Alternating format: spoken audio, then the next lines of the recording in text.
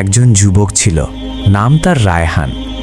সে সবসময় ভাবত, আমি অনেক গুনাহ করেছি, আল্লাহ হয়তো আমাকে ক্ষমা করবেন না। একদিন সে মসজিদের এক কোণায় বসেছিল, খুব চুপচাপ। তার চোখে ছিল অনুশোচনার অশ্রু। হঠাৎ ইমাম সাহেব এসে তাকে বললেন, তুমি কেন কাঁদছ?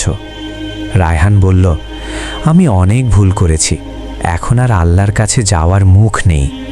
ইমাম সাহেব হেসে বললেন, তুমি কি জানো, হজরত মুহাম্মদ সাল্লাল্লাহু আলাইহি ওয়াসাল্লাম বলেছেন, আল্লাহ সেই বান্দাকে সবচেয়ে বেশি ভালোবাসেন যে গোনা করার পর তওবা করে তার কাছে ফিরে আসে।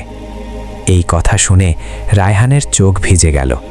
সে সেদিনই সিজদায় পড়ে বলল, হে আল্লাহ, আমি ফিরে এসেছি, আমাকে ক্ষমা করুন। সেদিন থেকে তার জীবন বদলে গেল।